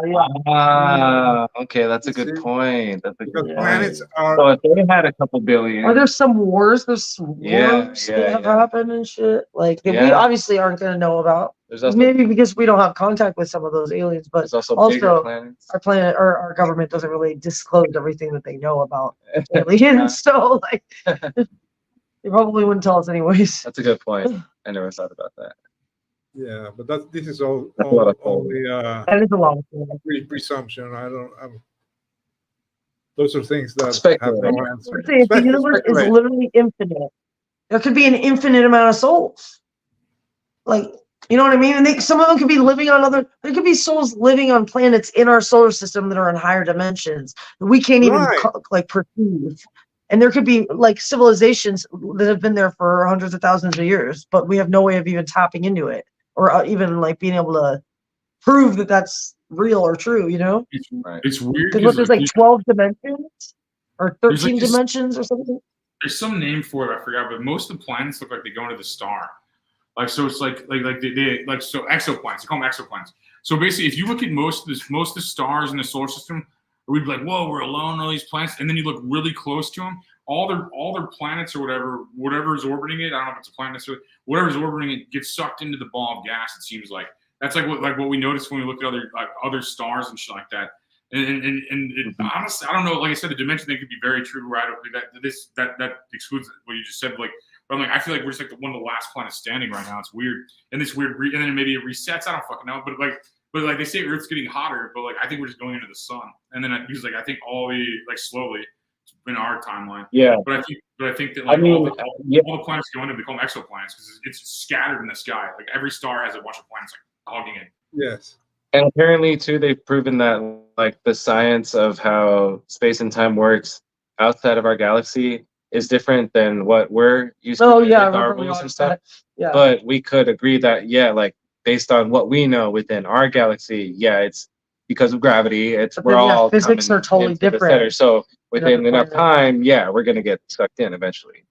So seems like it. It seems like yeah, about billions of years from now. Yeah, way before that. We're human, remember?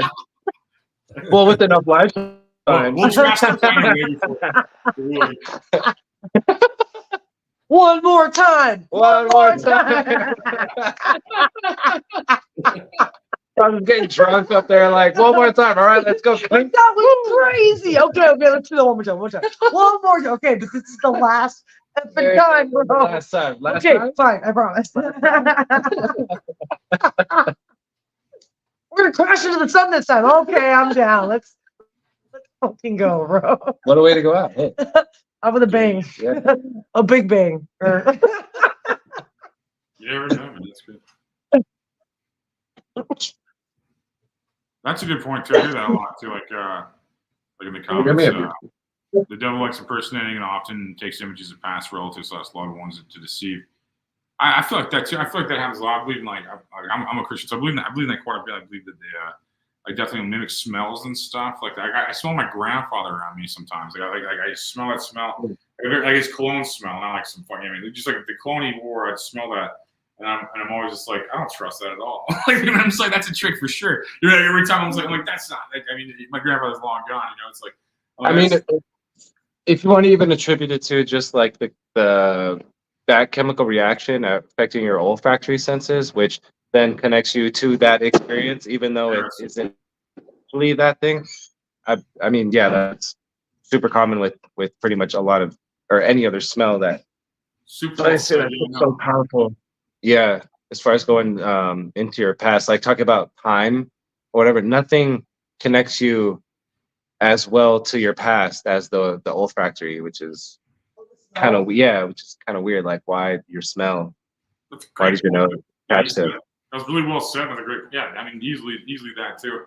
I mean, definitely, it's just weird. I always feel like it's always like I don't know. I see like light flicker, and I see. I don't know. It's a lot of weird shit. I just feel like that's interesting. I like we're like surrounded by shit constantly, and we're just like we're on this like Earth reality show, and like all these souls can see. It almost feels like that. You know, it's like all of our relatives potentially. I mean, everybody. I mean, just it seems like there's a lot of people that can see. Oh yeah.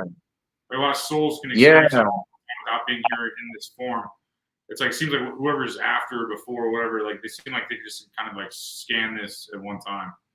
That's what it feels like. I don't know. Like right. You said, as you were saying earlier, at all times it's kind of like already happened. Like that's kind of interesting to think about. Right. I know that's what's so man, like to think of anything being linear, but you know that it's already happened.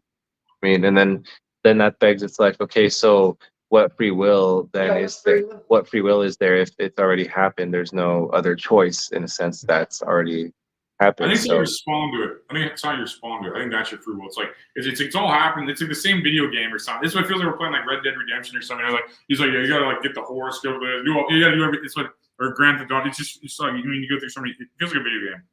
You have to like just get your attributes up and then you just die. You collect all this fortune and shit. You know what I mean? That's what I feel like. You do all this stuff. You like work out. You get all this fortune, and then you just die no matter what. You know, that's like a weird thing, to think about. It's just like you die and you come back as the same guy instead of like, oh, you die and then imagine resetting as a completely new character every time, but you can't pick. Yeah, I mean, probably a lot like that, man. Oh, what are your thoughts on the reincarnation soul trap? I'm not familiar with that. If somebody else knows about that, Soul trap. I heard it was bullshit. That's just I've heard that. I've heard about it, but I don't think it's a soul trap because what is it? It says that when you die, if you go to the light, it is a soul trap. Oh. Because you will reincarnate, and if you don't go to the light, you will be one with all. However, I interviewed one guy who did not go to the light. Oh shit! Saw the light, and he decided not to go to the light. What happened? And he went to darkness. And when he got to darkness, there were two aliens there, and these aliens were very loving. And they told him that he had to go back because his time was not up. But he said basically that there is a place for the light and there is a place for darkness. The people who are living in that darkness are not necessarily evil. Therefore, I don't believe in the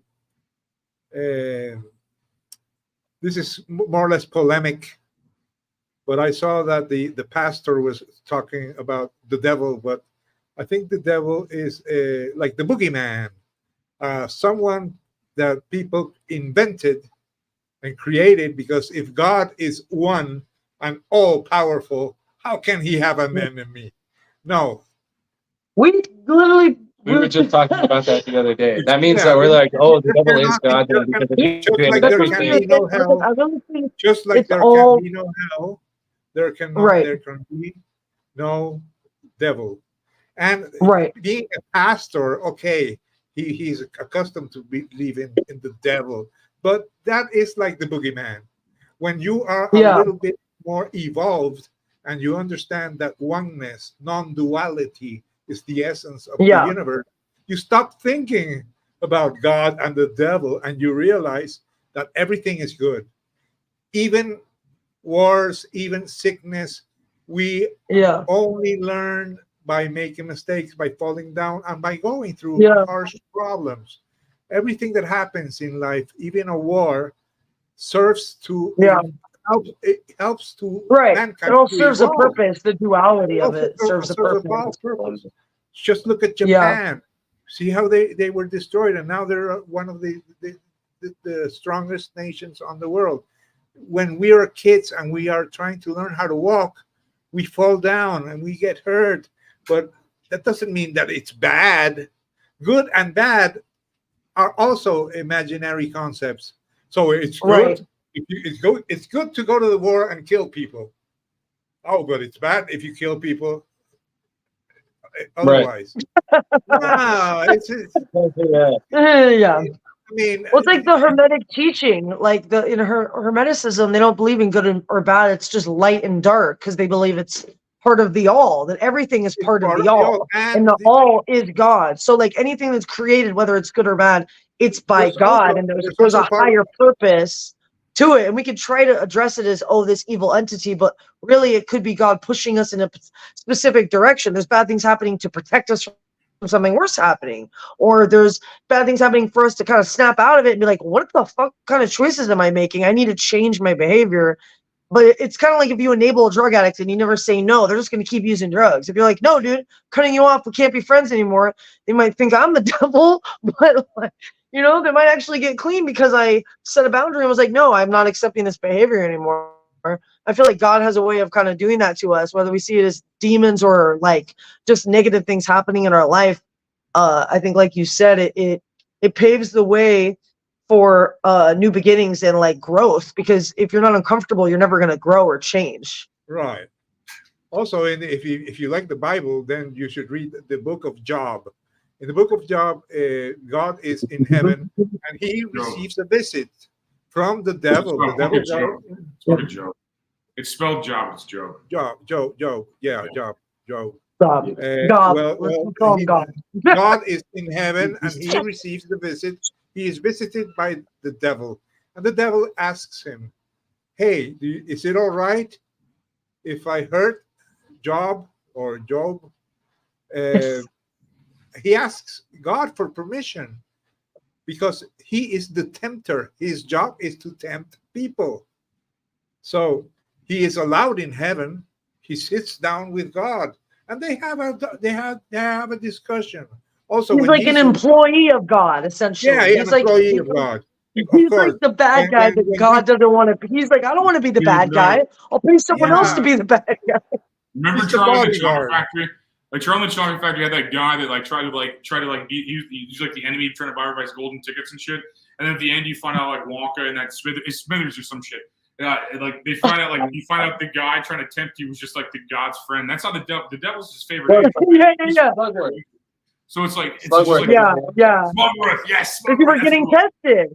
Yeah, it's like a spiritual test to see if you'll pass. Yeah. Like, you know, it's like, yeah. Only the true Yeah, pass. right. It's like it's almost another form of initiation.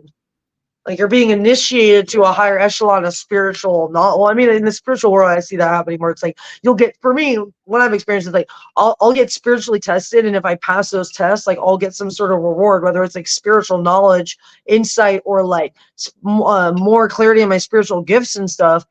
But like it's like you level up every time you are tempted by those toxic relationships, toxic people, toxic behavior, and when you choose not to do it, it's like you're rewarded. So it's like, it's really, they're all kind of, it feels like all these spirit like entities are kind of all on the same team. It just might appear our perception of what we think is happening is not the highest perspective of what is actually taking place. Right. Also, when Jesus was in the desert for 40 days, the devil appeared before him, and you know, he had been fasting for 40 days, and the devil said, okay, if you are who you say you are, turn that rock into bread. And did Jesus spit on him? Did he curse him? Did he push him away? No, he treated him like a gentleman. You do not need to tempt me. Something like that, he said. I don't know it by heart. But he did not fight against him. He understood that he was there to tempt him. That's also interesting. If he were really the enemy, he would have punched him or kicked him out. But no. Yeah, right. He understood that his role is to tempt us. And okay, if you fall and don't reject his temptation, well, I don't know what happens, but no, Jesus, you will not pass the test. I got him around my day. I love that. Jesus is the best dude, man. I love that guy. I love that guy. No, dude, man, he's a beast, man. I would smoke so much weed with him. Anybody else would have took all the nations. If the devil came down and was like, you want to rule all these nations? Any dude would be like, yeah. But he said no to that, man. He said no to shit. I love his story, man. All the he fulfilled like 300 prophecies, like that were written in the Old Testament. Like when he died, like a lightning, like an earthquake happened. You know what I mean? He killed his son and got in the earthquake. It was like crazy, man. I love that whole story, man. I think like that dude's a boss. Jesus is like my friend. Yeah, he hooked it up. Back in the Okay, day. but these are all speculations, really. We regarding near-death experiences, we cannot conclude anything about what we've been talking about. Well, right. We're speculating, and well, I think the Bible's real. the bro. preacher got nervous, I mean, and you don't have to agree with me. Most of my friends are probably atheists. I'm saying I think that's like a real story. I mean, God's like super real. Like, I think so, but like, I don't have to. I don't have to agree. I'm just saying, like, you can't just say it's not real because you think that. You know what I mean? Like, you think it's fake, I think it's real. That's really where we're at. We have no right. They have no evidence to counter that Jesus didn't die for our fucking sins and fuck up the devil. You know what I'm saying? Like, Yeah. I was saying, no, there's no Everybody's evidence either way. To be fair, no evidence either way. On Earth. Yeah. Well, like we were saying, we all have our own ways of seeing kind of the same truth, just slightly different. Right. At the end of the day, it's like God is love. What Jesus represented, a person that was supposed to be the representation or incarnation of who God was, and he was a loving, caring person, and he told everyone else to be the same way. And at the end of the day, like, whether the stories in the Bible are true or not, like, it's really about like the message of the Bible that's the most important part of it, not necessarily like the semantics surrounding it. It's like, well, what does the Bible actually mean? What does it actually say that helps people? Like, getting the message from it is more important than like the other details, I feel like. Yeah, I think the Genesis talks about duality and the teachings of duality. Adam and Eve, okay, they lived in this paradise and they could not eat from the fruit of good and bad. What is good and bad? Duality. What we were talking, good and bad, duality. Non-duality does not accept good and bad. Everything is good. But once Adam and Eve ate from the fruit, the fruit is called the knowledge of good and bad. I mean, it cannot be clearer. Once we started creating duality in our way of talking and in society, we left paradise. This happened when prehistoric people started creating a thought system based on good and bad. For each religion, good and bad is different. I mean, in a way, but I think fucking rape's always bad. I mean, that's like a Nietzsche argument. Nietzsche's like, if you get beyond good and evil, you become like the Ubermensch or like Superman kind of theory. But like that guy was a fucking nutbag. Like, I think basically certain things are just fucked up. Like certain things, across the board are just fucked up. Like, it's just like, you can't just like raping and stealing are always fucked up, no matter what. Unless you're like raping. I think it's not so much. I think it's not so much the act of it. It's more of understanding why the act happened, and then we could like prevent it later. So many people are so quick to like go towards, okay, so what do we do now, instead of like American healthcare system. Oh, you have this, okay, so just take this, blah blah. But it could actually prevent or actually create more problems down the future, instead of like, how do we take steps in the future to prevent this from happening, so which is a much better, but that's not how we operate. And I feel like that creates more problems. That's just one example. So when you're talking about that kind of thing, like the whole thing of as soon as you start like, oh, Jesus turned his cheek, but then you talk about people who believe that and throw pedophiles in the same sentence, and now there's no forgiveness for them. But that's not how Jesus worked. So at the end of the day, what is it then? Jesus would forgive everybody ultimately if they apologize. You're right. I know Jesus would, no matter who it is, no matter. You're definitely making a great point. That's how. But there's a lot of people that love and are so true to the Bible that would immediately be like, nope, fucking kill him. And it's like, dude, that's the last thing you would have fucking done. That's one of the 10 main rules. So, yeah. One of the 10 main rules is not to kill. Right. He's like, I didn't make the rules. But yeah, so it's okay. Kill them in the name of God. So about the Bible, about Jesus, it's like, then you got. That's how I feel about the Middle East. It's like two religions, and they pretend to be those religions that say don't kill people. Like in Islam and the Jewish religion, it says don't kill people. They're both fighting and murdering each other. I'm just like, right. Clearly you're not especially over God or your religious beliefs. To kill each other over religious beliefs seems like blasphemy. Yeah. So that's like that land. No, it's like God told us to kill you all for this land. I'm like, Yes. bro. He came to me in a dream, and he said that. He said that. No, that's crazy. Oh, that People checks out. fuck up Okay, yeah, religion. no, go ahead. People Terrible. fuck up religion so bad. Like I believe in God, but like So that's why. religion- So that's why it's nice to have accounts, recorded accounts of commonalities from people from different regions, from different backgrounds, from different ideologies. Yes. If we That's can why all, AJ's good. Like if we can all somehow. somehow, we don't have to agree on the guy's name, on his hair, on whatever the fuck. But if we can all agree on like that love or something, then we can move forward from there and grow. Or else we We just also don't have to agree. We just like think on different shit and like have a cool conversation. Yeah, I mean, it's Sure. just like we don't have to. Everyone's got different. No one's. I mean, you couldn't convince like people to change their fundamental beliefs for no reason. You just gotta get along.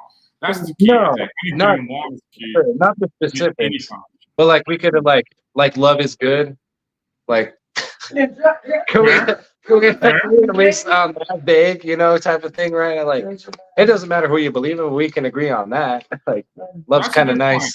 That's a good point. That's a good Yeah. point. Like a really fucking solid point. Yeah. I mean, that's right. Doesn't take a name, doesn't take a color, doesn't take a time of day. It's just Yeah, nice if you can. Really though, yeah. But here's to that.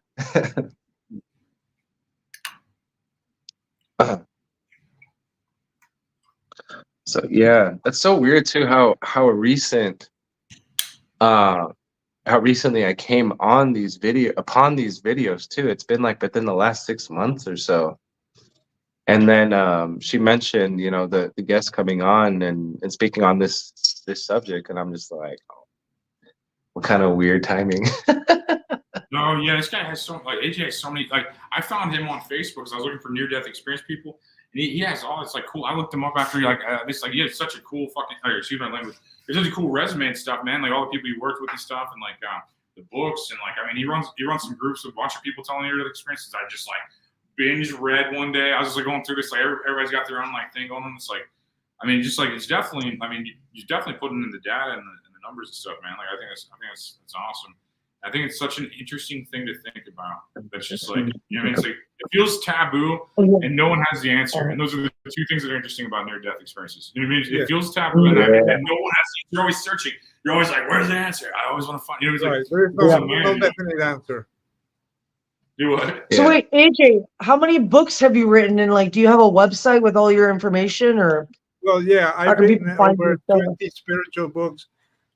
From my experience, after my experience, I started participating in all different religions. So I wrote a book on Buddhism. I wrote a book on Hinduism, on Zen Buddhism. I wrote about the childhood of the Dalai Lama. It talks about Tibetan Buddhism. I wrote a book. You mentioned you were in the Freemasons earlier. Yeah, I was in the Freemasons. Yes. What was that like? They are accused of Satanists. No, I was interested in the Hermetic orders. The Hermetic orders supposedly they date back to prehistoric times. They are mostly known in ancient Egypt, ancient Greece. Yeah. And the Gnostics are also derived from the Hermetic orders. So I was trying to join one of these Hermetic orders, and the only one I found the Gnostics and the Freemasons. And they do have some rituals based on the original Hermetic orders, but when I reached the third grade, which is the master, I stopped going because I realized it was like a church. It was like all the religions. The problem with religions is this: if my religion is the only one that knows the truth, you will only be safe if you follow my religion. My God is the only God. We are the ones that have the truth. Yeah. So many pastors and many Christians also say that if you are from my sect, you will be saved. But if you're a Mormon, you will not. If you're a Baptist, you will not. Only if you are whatever denomination. Yeah. So each Christian denomination thinks that only they have the truth, that only they shall be saved, and they say that other Christians will be damned. So how can that be possible? I was a Christian. I don't say that at all, dog. We don't say that shit, bro. No, the denominations are not real. I think. Well, not you, but I do. Some Christians do. Obviously, it's not you, but perhaps you don't. But many people think that only, for example, only Christians are saved. The rest are doomed. Well, yeah, we do think Jesus Christ died for our sins. I mean, that's a fundamental belief for sure. But I'm just saying, like, denominations don't exist really. It's just a relationship with God and like knowing Jesus. Yeah, but people do believe in denominations. Right. That's all it really is. Catholicism's fucking, from my perspective as a Christian, Catholicism's evil shit. I mean, I look at that stuff, like all the rituals and shit. I'm like, the devil loves ritual, baby. You know, I'm like, what the fuck? I mean, I look at this, I'm like, what the fuck? Like, I mean, that shit all seems not of God. Like, just like, that's how I view most religions and churches and bullshit. Like, I don't think your castle, you build a castle, dog. That's not what Jesus would do. There was, just all ego. Yeah, that's how I feel. But I think everyone's, that's why I love America, the religious freedom, though. I do think that everybody's entitled to everything. Is like, that's just some my opinion. Well, that's what I found in the different religions. They all thought that only they were saved and that only they had the truth. I said, no, there has to be something more into this. I think all religions based on love are true. But the people who run these religions, everyone's fucking it up for everybody. They're right. They're ruining it. God. Those people aren't of God, so it makes God look stupid and weak. They're just using God. You could say that they sorry. You could say that they didn't start off that way, perhaps, but it's easy to get tempted by power. Yeah, it's like they go power hungry, and then they just use God as a way to get their ego boosted when they're not really living the principles of God. Interesting, like having that ultimate test, and that's the ultimate test, and then being up that high, and then ultimately failing. It's kind of interesting, right? Like. So this is a good question for AJ. Hey, AJ, do you believe in the memory wipe that occurs before reincarnation process? It's an interesting question. I like that. Oh, that's a good question. I think the biggest memory wipe is the fact that we don't remember that we are the one, that we all come from the same. We're all God. Yeah. Yes. So we need that memory wipe in order to be individuals. If we remembered all our past lives, it would be very hard for us to be who we are. We would lose our identity, and we would probably go nuts. So we really need a restart in order to live a sane life. Yeah. Also, our brain has only the capacity to remember so much. You cannot. Right. You cannot remember all your lives. I don't think I don't think anyone can. But I think it's a necessary part of the process to forget our past lives and to forget that we came from the spiritual world. I believe we existed before we were born. When we were babies, before that, we existed. 1 million years ago, we existed. It's impossible that we were only born a few decades ago. Where were we before? Where were we? We were somewhere. So we don't remember where, but I think if there is no time, we were never born and we will never die. That's right. Einstein proved that there is no time. And apparently in these other dimensions, there is no time. So we only believe that we were born, that we will die, but beginning and end is also part of duality. Doesn't even exist. Someone just said, "I've met my other lives. Give me some advice." I don't know what that means. That's a funny comment. I've met my other lives. Met my other lives. Some give me advice. Oh, he's had his other few. He's met his future and his past self, maybe. Yeah, interesting. And I've spirit guide. never had that pleasure. People out here bashing on Freemasons. Yeah, I think a lot of people are against the Freemasons, and I simply investigated. I'm a researcher. I'm an investigator. I have participated in around 20 or 25 religions and sects, and I like it. I like to compare. I like to see people thinking that only they are the saved, only they are saved. You said past lives. Mm. Past lives. Oh, okay. You said past Interesting. Well, I've never had any experience with my past lives. Yeah, I don't really. A vague one. That's it. So it's I think they're asking like basically they're basically asking if like in my opinion, like, these people have gunpoint. I'm told not to like whatever. They're like people are asking the same question, like that question, and then there's like another one if like someone wants to attack you. This is where it came from. I have a question. What would you do if someone attacks your child and wants to kill the child? We watch blah blah. You know, so that's the question. Oh well, the pastor has is right. You would kill someone who attacks your child. So that proves that even killing is relative. Right. It's not good or bad. It's good. Right. If someone attacks your child, you have a gun. I think killing's always bad. I'm pretty sure killing's always But bad. that's just like magic. No, not if you're like defending magic your child. in I mean, if you Freemason, if somebody, it's like you're going to use the powers for good or evil. No, I think still the same knowledge. You could use that knowledge for good, or you could use it for evil. I think fucking with the kids wrong. I think murder's wrong. I mean, I think they're both wrong. I think it's just like it doesn't make like. I mean, there's like it's like there's I mean, like I don't know. I feel like murder's always wrong. Like, I mean, it doesn't make it right because he's a shitty person. You know, I mean, in my opinion, you gotta. I mean, that's like you know. So what about like killing for hamburgers?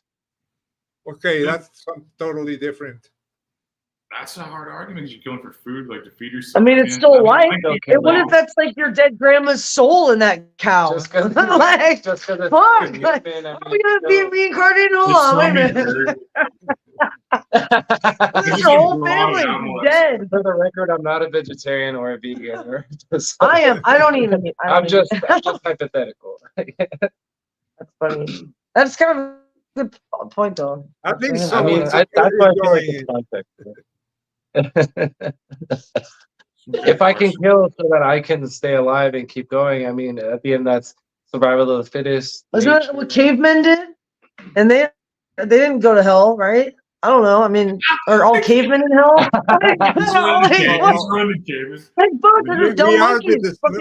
are the descendants of those who killed others to survive. We are all descendants from killers because they had to kill the others to survive, and the only ones that survived were the ones that killed the rest. Right, exactly. In ancient prehistoric times. Right. So it doesn't make it good. It doesn't. But like, just because something happened forever doesn't make it good. You know what I mean? Like, you're like, well, it's right. Bad. Well, I mean, but it's not like good or bad. I don't know. Is it either neutral? It doesn't mean it didn't happen. I can say we're not denying that. Yeah. It'll definitely happen. If that's part of the process that gets kumbaya, then so be it. But yeah, I guess it's like the good and the bad, or the light and the dark swing back and forth constantly. Right. But there's almost like a higher purpose for both. It's a fun debate. Not that not one is like good or one is bad, but like this might have a chain reaction that affects this that makes it good. Just like karma, how it always balances itself out. Like, right. Like religion is Christianity. There's your guy. There's your guy that the only true religion is Christianity. See, well, that's the problem with it's like an optical illusion. You know, only my religion is true. Well, somebody I think has to, right? the higher, We're probably all right. It's I like feel you're not first or last. I feel like it would be like seeing a car accident from different sides of the street, and then everyone who saw the car accident from their perspective is like, no, what I saw is what really happened. It's like, no, but I saw this. And it's like, no, but that's not what I saw. And it's like literally the same exact accident. Yeah, that's a good Right. analogy. That's Like true. everyone is just seeing it from a different perspective, but it's People- literally all the same fruit. It's like the story of the 5 blind men that they talk about in Hinduism. Yes, I told just told me about I brought that. story. I brought that up yesterday the on the elephant, podcast. right? The elephant. They're all blind and they're fighting over what the fucking elephant is. Yeah, right. So it's you tell the story for those who have not Okay, have never so heard. basically, there's like 5 or 6 blind men, and they're around an elephant, and they're all touching different parts of the elephant, and they start fighting because they're like, no, the elephant's this. The guy's touching the trunk, some guy's touching the ear, and they're all because they can't see. They're experiencing what they think is the elephant just with their hands, but then essentially, collectively, once they bring all their perspectives together, that's when they're able to see the full truth of what the elephant actually looks like. But without those other perspectives, they're only getting a fraction of what, and that's almost like us only perceiving a fraction of what reality is, like, or a Right. fraction of what the actual Because, truth is. Yeah, one of the blind men takes the trunk and he says he's like a big snake. The other one grabs a leg. No, he's like a pillar. The other one grabs the tail. But he's like a brush, you know, a alien brush. And the other one, you know, Great man. the other one grabs the stomach. No, he's like a big wall. So Yeah, right. the problem is that, and they use that story in order to teach people that our perception of God is just like those blind men. Yeah. We each perceive a different part. That's why some people say, no, he's Jesus, or he's Buddha, or he's Krishna, or he is whatever. You know, we each think he is that way, but we must be wise enough to take a look at the whole picture.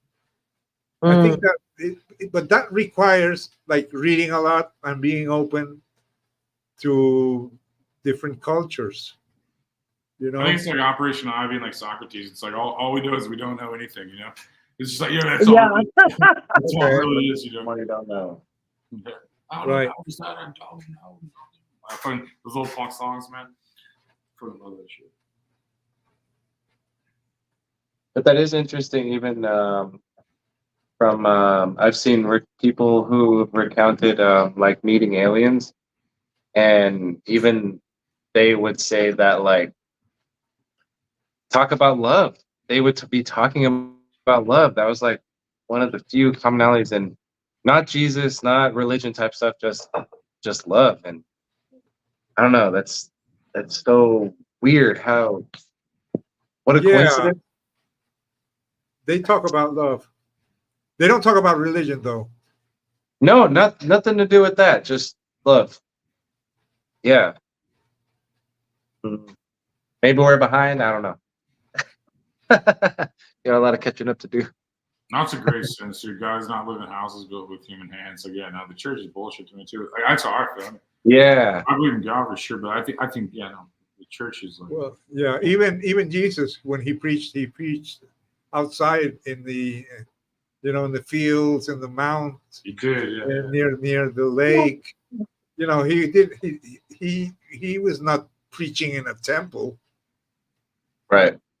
He was flipping tables now because they're merchandise. They're making money off like the church, and he hated that shit. Like that. Well, that's the only time you really saw Jesus mad was like at the church and when he was like flipping tables and shit. That's the only time in the book you ever saw him. I mean, other than like at the end of the book, Revelation, he comes down like he's like, what the fuck, he's like fuck everybody up.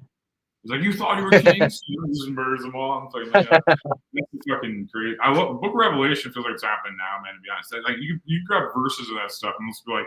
Merchants are the great men, like everybody's in love with themselves. I'm like, oh my god, this sounds like right now, like this is crazy. You just like take that. Book of Revelation could be an entire episode too. Honestly, it's just a crazy book. Like it was written in like Greece a while ago or something but it just seems like that seems like it's weird. I thought, dude, if you're not a Christian, it seems like Harry Potter and retarded as fuck. Like I'm not even gonna pretend like it doesn't. Like to non-believers, like it just seems literally retarded as fuck to people that aren't that don't experience it. But it's like funny. Like I mean, I totally remember I totally remember like just being like, that's retarded. What the fuck? Every time somebody talk about God, I totally remember being like that.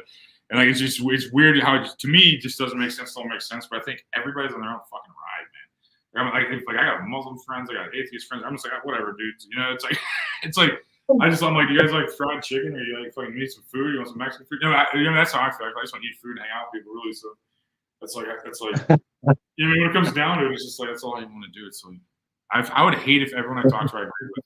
Everyone's just like, yeah, dude, everything you fucking say. I'm like, oh shit, oh my god, this sucks.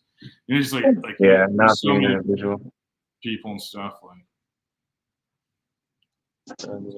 I think that's awesome. Like everybody just was like, yup, to everything. This sucks. They'd be like, no. But no, it's crazy. A lot of people in the comments are just saying random shit. Like someone's like, I got stories, and then doesn't tell any stories. I'm like, well, tell me your stories. Like, what I saw that. That's it. It's like I got stories, but my let's hear some stories to reviews. And, That's a true review. Adam for subscribing. I appreciate that. Well, welcome, Adam. Yeah, no doubt. So how long have you been interested in this, man? Like how long have you been in like the near-death experience thing? Like I know it says somewhere in your Bible, but how long have you? No, I had my experience in 1991. 21. Yeah. Only 3 years ago, I started. I met this Spanish near-death experiencer and realized that it's a whole new world. And since I'm a journalist, and I noticed that there are no other journalists dedicated to studying this, I decided, to become one of the first. And I consider myself a near-death experience researcher, and I actually work for the Institute for the Scientific Study of Consciousness. I've been working with Dr. Melvin Morse, and also Dr. Raymond Moody is one of the counselors. And we've been doing some research on mediumship. Lately, we did a research with 19 different mediums, asking them the same questions and comparing their answers. How'd that go? Yeah, and the answers, although they were not exactly the same, but they did have commonalities. Once again, we see that they are not exactly identical, but they do have commonalities. One of the commonalities, when we asked them about the present state of mankind, was that Earth is like a school. We come here to learn, and basically all of them, when they contacted the other side and asked them about the present state of mankind, they said that we are living consecutive lives, and that in each life we learn a different lesson, and that mankind right now can decide whether to survive or self-extinct. Apparently, we will survive because Earth is a school, and there are more people learning the lesson than those. I mean, the bad guys are less numerous than the good guys in the end. That. There are more good people than bad people, but the bad people are more powerful. And that's it. They're louder, at least, like. So this comment's crazy. Like, I mean, not in like a negative way, and it's just fucking crazy how it starts and how it ends. It's like I've always said, God is in the build, not a building, does not ask for money. I went to church maybe 50 times in my life. I see God in nature, which is, which is funny. I actually agree with all that. And then it just goes, I died twice, once in '88 and 2002. I'm like, that's great. Plot twist. Let's hear about that. Like, talk about that. Let us know what happened in you died in 1988 and 2002. That's fucking wild. Well, if you want to contact me, or if anyone has had a near-death experience and wants to contact me, my email is ajparbooks, ajparbooks@gmail.com. I also have all my books in Amazon. I have my Amazon author page, ajparbooks@gmail.com. I also have the Amazon website author page, and I also have a YouTube channel called AJ Parr Spiritual Journalist. This website is almost 3 years old. I have over 100 videos. Most of them are interviews with people who have had near-death experiences, and also NDE researchers. I have interviewed most of the main researchers, and I've obtained a lot of interesting information. I also have a page in Audible with my audiobooks. What else? I also teach people if they want to write the books. I offer them counseling and help them publish their books. But that's basically awesome. what I do. That's what I really work on. I mean, I don't make any money as a researcher, but I like to do it. It's like my hobby. One day perhaps I start making money, but not now. Sometimes knowledge is more valuable than money. It is, and like stuff out, like books and stuff. I mean, so also the relationships you make, like meeting interesting people like you guys. Oh yeah, man. No, pleasure to have you on, man. Like I appreciate you taking the time to do that, and like I could ask questions all day in your field, man. Like to be honest with you, it's just like it's just a very interesting thing. And like we almost have you back with some other people that have experiences maybe at some point, like interview, like talk to them or sometimes. I think. Ooh, that's a good idea. I love that. We barely touched this. I mean, in 2 hours' time, we still barely touched how crazy this subject is. So it's like, almost 3 hours, I think. Almost 3 hours. Oh, it's 3. That's crazy. Well, we should let you guys go back to your normal lives. I'll sign your. I'll sign your probation papers and like. Sick, dude. You guys all come on. No, thank you, AJ, for real. Like, you're an expert in your field. Very interesting. I appreciate you coming on here. Everybody watching this should look up, just Google him, obviously, and then books and whatever other words you need. Because like he's got a lot of cool stuff out there, like you're saying. Check it out. You have anything? You guys have anything going on to plug before we get out of here? Nikki, Tony. Follow me on Instagram, Nikki Knightley or Nikki X Knightley, and I guess just Google my name, find everything. Yeah. Instagram, the Tony Fontana, Twitter, Tony Fontana XXX, and Nice meeting you guys. It was really fun. Oh, thank you, AJ. Appreciate it. Pleasure to meet you soon. If you're watching at home, I will. And if you're in Tennessee, I will be there in October. And if you're in Lake of the Ozarks, I will have a show in 2 weeks, and I'm going to stack a bunch of shows. So keep checking my website, anthonyrogers.us/tour. It'll show you all. I'm about to fill that in hella hard. I just got 3 shows I can't. They aren't even up there. They'll be up there soon. So keep checking. But I'll be in Clarksville, Tennessee in October, and I'll be in Lake of the Ozarks in 2 weeks, like doing a show. Nice. Hell yeah. More information on there. And so I'm doing shows again, so we'll get that going. AJ's a fucking genius, scholar, follow him and everything. Nikki's a genius. Tony's a genius. Appreciate you guys all taking your time. Literally, this was great, very entertaining. I just sat back watching, like I'm watching TV a lot of the time. Awesome episode, great content. Hell yeah. Everybody out their own thing, appreciate you guys being here. Appreciate the sponsors. Appreciate everybody watching this. We had 1,000 people watching across platforms. So thank you all. Thank you to the tens of thousands that will watch this afterwards. We'll have AJ back on to talk some more of your death stuff if that's what you guys like. I'm interested in it. So I think we could stop this now. I'm getting out of here. Okay. Everybody's saying they'll hit you up in the comments, AJ. They're all saying. Bye. Thank you guys. All right. Have a good day.